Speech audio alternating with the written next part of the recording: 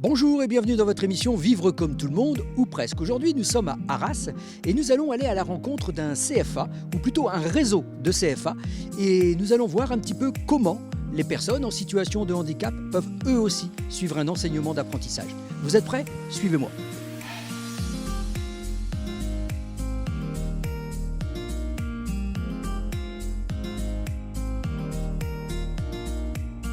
Donc Jean-François Desbonnets, directeur du CFA régional Jean Bosco. Je suis directeur de ce CFA depuis 2009. Et donc notre CFA est né d'une fusion de deux CFA, ex-Nord-Pas-de-Calais, ex-Picardie, Saint-Louis et Jean Bosco, pour créer le CFA régional de l'enseignement catholique en Hauts-de-France. Et quelles sont les filières qu'on peut retrouver parmi vos établissements? Alors, on accueille des jeunes apprentis du CAP au Bac+5 sur 16 filières de formation. Donc on couvre sur l'ensemble des départements de la région un certain nombre de besoins d'entreprises dans ces filières de formation. On a de l'hôtellerie-restauration, on a du commerce, on a les ressources humaines, on a du marketing, on a du design, on a de l'automobile, etc. Voilà, 16 filières de formation.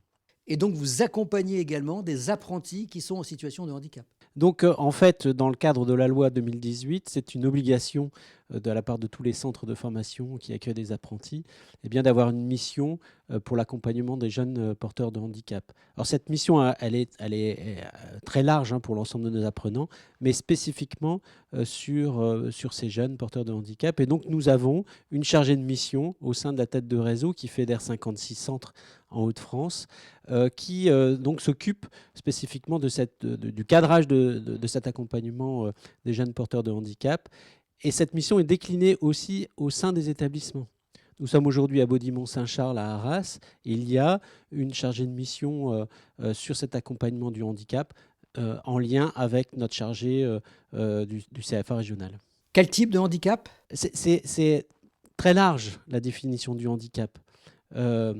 Évidemment, les jeunes qui sont porteurs et reconnus RQTH ont des accompagnements spécifiques financiers de la part de nos partenaires, mais on s'occupe aussi des jeunes 10, par exemple. Donc c'est un panel très large de ces jeunes. Alors c'est vrai que les jeunes reconnus RQTH sont accompagnés spécifiquement, mais on ne fait pas que cet accompagnement particulier. Merci.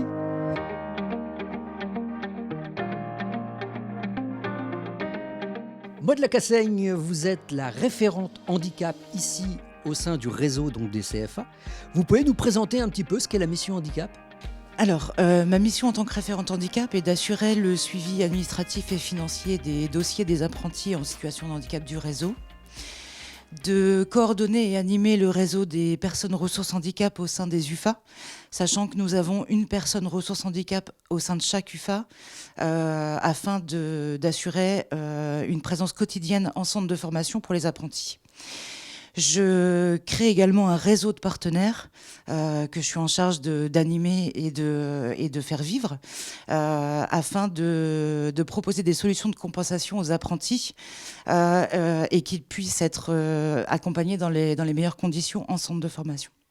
Vous avez combien d'apprentis en situation de handicap? Alors nous avons à ce jour 137 apprentis avec RQTH en situation de handicap au sein du réseau, répartis sur 39 des UFA des UFA du réseau dans les Hauts-de-France. De quel handicap sont-ils porteurs?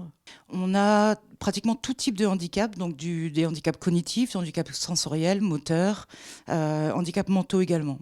Et l'intégration en fait entre les apprentis en situation de handicap et les apprentis non handicapés, ça se passe bien? Tout se passe très bien dans le sens où chaque équipe est mobilisée. Donc on réalise des sensibilisations auprès des formateurs et des sensibilisations auprès des apprentis également. Chaque apprenti est reçu par une personne ressource handicap, dans le but de réaliser un entretien spécifique au cours duquel elle peut balayer un peu son parcours antérieur, son parcours de vie et prendre des décisions quant aux aménagements qui seront les siens en centre de formation. Est-ce qu'il y a des formations qui sont plus favorisées, j'allais dire, pour justement le public en situation de handicap? Oui, on a un grand taux d'apprentis en situation de handicap qui réalisent des formations dans le cadre de la petite enfance, donc notamment en CAP accompagnant éducatif petite enfance, et également en hôtellerie-restauration. Alors, je suppose que vous appuyez sur des ressources. Quelles sont justement les ressources dont vous disposez? Dans le cadre du maillage partenarial, je m'appuie très fortement sur les partenaires institutionnels ainsi que les acteurs médico-sociaux du parcours des apprentis. Donc la RHF, la GFIP, le FIPHFP, le réseau des Cap Emploi et toute association qui œuvre pour le handicap au quotidien. Audrey Zanquetta, vous êtes conseillère employeur pour Cap Emploi Pas-de-Calais Centre. Dans un instant, vous allez nous expliquer un petit peu comment vous intervenez dans le cadre de la prise en charge des apprentis en situation de handicap ici au CFA. Mais avant, est-ce que vous pourriez au moins nous expliquer quelles sont les différentes missions du Cap Emploi? Alors, les missions d'un Cap Emploi, c'est accompagner les demandeurs d'emploi en situation de handicap, les salariés également dans les entreprises et de créer un maillage partenarial pour qu'on puisse accompagner les personnes sur la problématique santé et la compensation du handicap. Donc, vous accompagnez les demandeurs, mais vous accompagnez aussi les employeurs. Oui, tout à fait. Dans le cadre de l'intégration, le demandeur d'emploi intègre l'entreprise et on intervient pour dispenser des aides et mesures à l'intégration, mais également dans le cadre du maintien dans l'emploi pour les aménagements de postes, matériels, organisationnels, techniques, humaines. Alors, comme je disais il y a un instant, j'aimerais que vous puissiez nous expliquer un petit peu comment vous intervenez auprès justement des CFA pour leur apporter vos conseils. J'interviens en tant qu'appui et relais entre l'apprenant, le CFA et l'employeur dans l'intérêt de tous. Merci Audrey.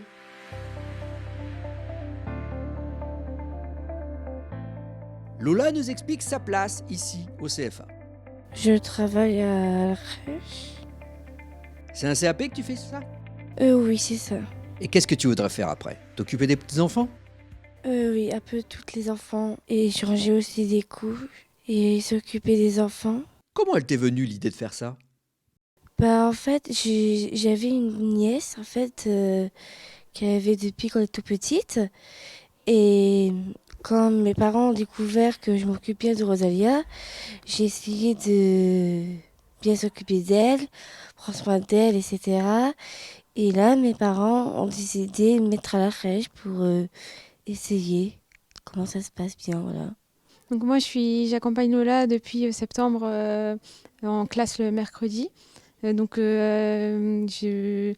Je fais en sorte qu'elle soit en inclusion totale dans la classe et puis on fait en sorte aussi d'améliorer son autonomie pour qu'elle puisse y arriver au mieux la formation.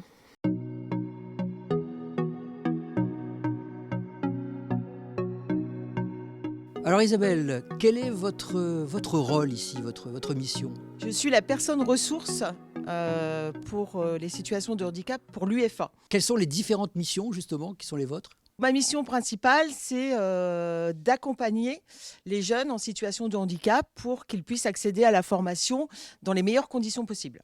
À l'entrée de l'apprenti, est-ce que vous fixez des objectifs avec lui?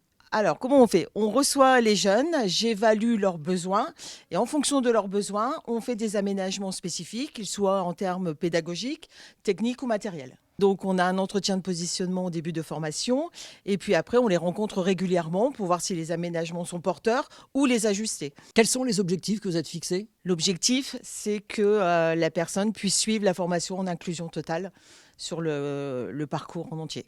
Les problèmes que l'on peut rencontrer, c'est, on va dire, la mauvaise connaissance du handicap. Donc pour ça, on essaye de faire de la sensibilité auprès des groupes et auprès de nos formateurs pour essayer au mieux d'accompagner les jeunes sur la formation avec leur handicap. Voilà, j'espère que vous en savez un petit peu plus maintenant sur la prise en charge des apprenants et des apprentis en situation de handicap. En tout cas, merci de nous avoir accueillis. Je pense que vous nous avez bien éclairés. Merci à vous. Objectif atteint. Donc, l'idée était de présenter le CFA et son réseau et le caractère inclusif de celui-ci. Voilà, et avant de terminer cette émission, je voulais vous emmener à Berck-sur-Mer. Nous allons aller à la rencontre du président de l'aéroclub et vous allez voir que même en situation de handicap, tout peut être possible. Voilà, nous sommes ici à l'aéroclub de Berck avec son président Philippe Cornu. Philippe, merci de nous accueillir ici à l'aéroclub. Alors l'aéroclub de Berck, c'est un vieil aéroclub, puisqu'il a plus de 80 ans, qui a été créé au tout début de l'histoire de l'aviation pratiquement. Le club aujourd'hui dispose de 3 machines. C'est-à-dire qu'on a un Piper PA28 Archer 2. La deuxième, le Lionceau qui est juste derrière dans l'axe, qui lui est un biplace qui nous sert à l'école de pilotage. Alors Philippe, on est venu aujourd'hui pour parler de handicap, d'où la 3e machine. D'où la 3e machine qui est notre ULM A22 que l'on a acheté l'an dernier. Alors vous m'expliquiez tout à l'heure que cet avion, les modifications ont été faites par l'usine avant de vous fournir, c'est bien ça? Voilà, c'est ça. Parce que vous l'avez acheté neuf. On l'a acheté neuf. D'accord. L'apprentissage, comment ça se passe? Vous avez un moniteur, un instructeur? On a un instructeur qui est un instructeur ULM qui forme les personnes valides et les personnes handicapées sur notre machine. Eh bien, faisons sa connaissance. Voilà, Serge. Alors, expliquez-nous un petit peu comment cet avion en fait a été transformé. Je suppose que c'est toutes les commandes à pied qui de... Voilà, c'est un appareil adapté au pilotage pour les personnes à mobilité réduite, mais des membres inférieurs seulement. Il faut avoir la totale capacité des membres supérieurs. Et pour tout candidat, il suffit d'avoir un certificat médical de son praticien qui atteste que la personne est capable de piloter, faire de la pratique de l'ULM. En fait. D'accord. Voilà, cette émission est à présent terminée. Merci à vous de nous avoir suivis. On se retrouve la semaine prochaine sur WEO.